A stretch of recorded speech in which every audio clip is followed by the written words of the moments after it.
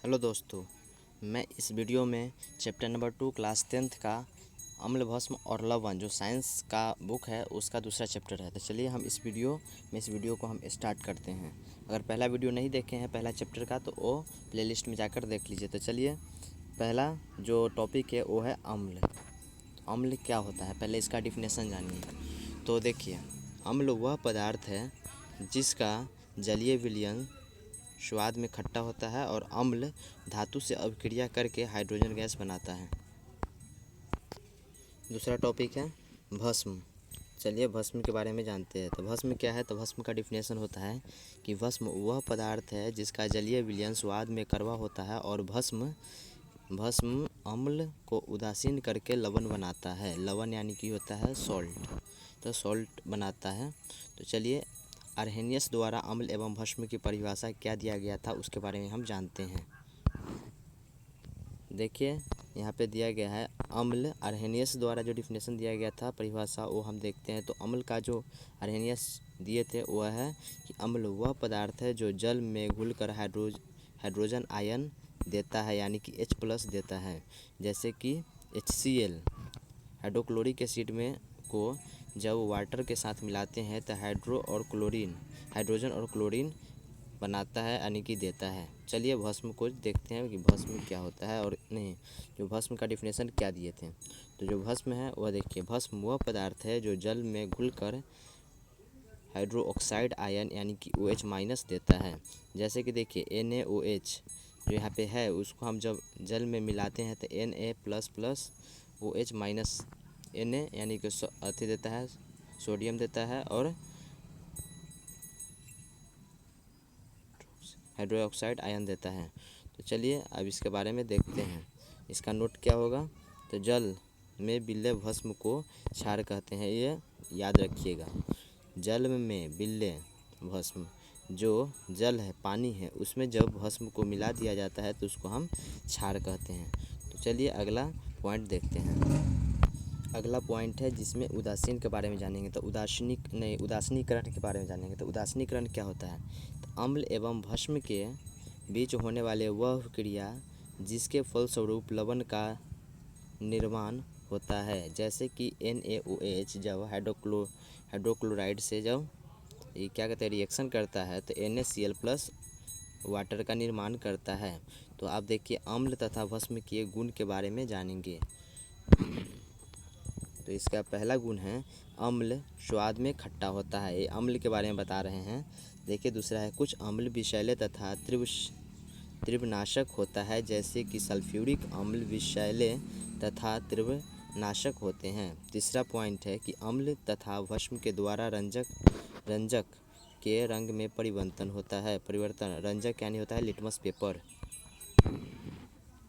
अगला पॉइंट देखेंगे कि अम्ल तथा भस्म के द्वारा रंजक के रंग में परिवर्तन होता है। कोई भी अम्ल रंजक को नीला रंग को लाल रंग में बदल देता है, जबकि कोई भी भस्म लाल रंग को नीला रंग में बदल देता है। 4 नंबर पॉइंट देखेंगे कि क्या बोला जा रहा है। 4 नंबर पॉइंट में है कि अम्ल तथा भस्म का धातुओं के साथ अभिक्रिया।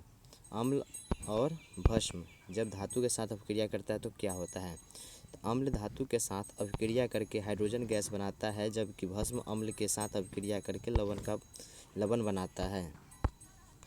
5 नंबर पॉइंट में देखेंगे कि क्या है, तो अम्ल तथा भस्म का जल के साथ अभिक्रिया। जब अम्ल और भस्म जल के साथ अभिक्रिया करता है तो क्या होता है, तो अम्ल तथा भस्म को जल के साथ अभिक्रिया कराने पर ऊष्मा उत्पन्न होता है।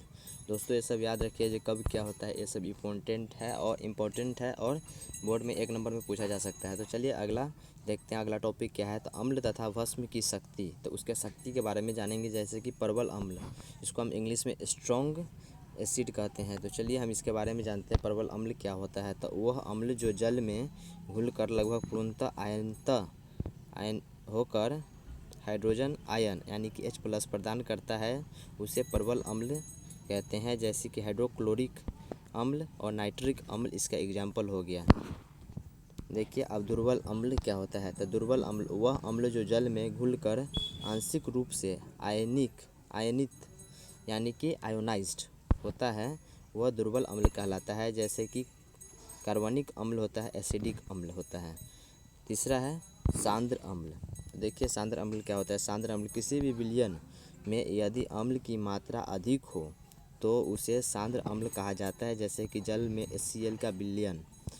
अब उसके बाद है तनु अम्ल। तो तनु अम्ल क्या होता है। तो किसी भी विलयन में अम्ल की मात्रा अपेक्षाकृत कम हो तो उसे तनु अम्ल कहते हैं। जैसे कि सिरका, इसमें एसिटिक अम्ल की मात्रा जल की अपेक्षा कम होती है।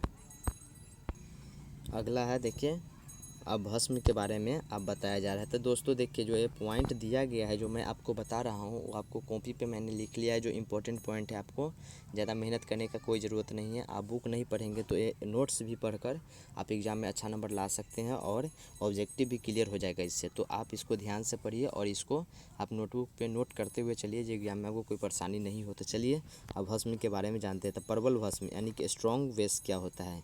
तो वह भस्म जो जल में घुलकर पूर्णतः आयनित होकर आयोनाइज्ड होकर काफ़ी मात्रा में हाइड्रो ऑक्साइड यानी कि OH निगेटिव प्रदान करता है उसे प्रबल भस्म कहते हैं। जैसे कि सोडियम हाइड्रोक्साइड, दूसरा है पोटेशियम हाइड्रोक्साइड। तो ये दोनों इसका एग्जाम्पल हो गया। तो आप देखते हैं कि दुर्बल भस्म क्या होता है। तो दुर्बल भस्म वह भस्म जो जल में घुलकर आंशिक रूप से आयनित होकर कम मात्रा में हाइड्रोक्साइड आयन प्रदान करता है उसे दुर्बल भस्म कहते हैं। जैसे कि अमोनियम हाइड्रोक्साइड NH4OH और दूसरा एग्जाम्पल है कैल्शियम हाइड्रोक्साइड CaOH2। देखिए अब अगला क्या टॉपिक है। तो अगला टॉपिक है कि pH को हम क्या कहते हैं, पोटेंस हाइड्रोजन। इसका जो होता है फुल फॉर्म होता है पोटेंस हाइड्रोजन। तो pH मान क्या होता है। तो सबसे पहले हम ये जानेंगे कि pH मान क्या होता है और उसके बाद जानेंगे कि किसका किसका pH मान कितना होता है। तो देखिए pH मान किसी विलयन में pH के मान उनमें उपस्थित H+ आयनों की सांद्रता के लघुनग का ऋणात्मक मान होता है। तो लघुनग क्या होता है, तो लॉग इसको कहते हैं इंग्लिश में। तो देखिए pH यानी कि -log H+। तो इसी को हम देखिए अब इस जो इतना है इसको हम यहाँ पे बता रहे हैं कि H+ की सांद्रता मुरलता में इसका यही मतलब हुआ। तो चलिए आप देखते हैं कि क्या है। तो यहाँ देखिए जो यहाँ पे ये लाइन दिया गया है ये अम्ल को दर्शाने के लिए दिया गया है। तो जो 7 है वो उदासीन होता है, न्यूट्रल होता है। और 7 से जो पहले का जो होता है 0 से जो यहाँ तक होता है इसको हम अम्लीय कहते हैं। और जब इस साइड आता है तो ये अम्लीय बढ़ते जाता है। जब 7 है तो 7 सबसे कम अम्लीय है। 6 है तो 6 7 से ज़्यादा अम्लीय है। 5 है तो 6 से ज़्यादा 5 है तो अम्लीय होगा। तो इस साइड ये बढ़ते जाता है। और जब इस साइड ये जाता है, जब 8 से 9 9 से 10 जाता है तो इसमें उदासीन नहीं, इसका क्षार होता है यानी कि भाष्मीय बढ़ती जाती है। यानी कि जो बेस होता है वो बढ़ते जाता है। तो ये जो 7 होता है वो न्यूट्रल होता है। तो चलिए आगे देखते हैं दैनिक जीवन में pH का महत्व क्या होता है। तो चलिए हम जानते हैं पाचन तंत्र में pH का महत्व क्या होता है। तो हमारे पेट में हाइड्रोक्लोरिक अम्ल बनते रहता है जो भोजन के पचाने में सहायक होता है और इसका pH मान 1 लिखा जाता है। तो आपसे ये पूछा जाएगा कि हाइड्रोक्लोरिन जो होता है हाइड्रोक्लोरिक एसिड उसका जो pH मान क्या होता है। तो उसका pH मान 1.0 होता है। तो जल में हमारे पेट में अम्ल की मात्रा बढ़ जाती है तब हल्के भस्म का उपयोग करने पर अम्ल का प्रभाव नष्ट हो जाता है। अब दूसरा पॉइंट में देखेंगे कि देखिए फिर से बताते हैं pH परिवर्तन का दांतों पर क्या प्रभाव पड़ता है। तो हमारे मुंह में जब बैक्टीरिया भोजन की अभिक्रिया करता है तो वह अम्ल बनता है जिसके फलस्वरूप हमारे मुंह का जो pH मान होता है वो 5.5 से कम हो जाता है जिसके कारण हमारे दांत क्षतिग्रस्त हो जाते हैं। इसलिए हम भस्म का प्रयोग करके उसे उदासीनीकरण यानी उदासीन करते हैं।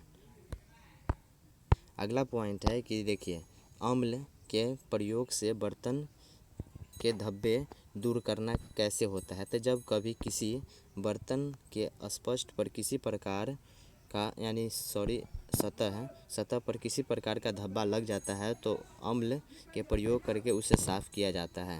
तो चलिए अब आगे देखते हैं। अब उसके आगे क्या है तो देखिए, मिट्टी का पीएच मान क्या होता है। तो मिट्टी का पीएच मान के आसपास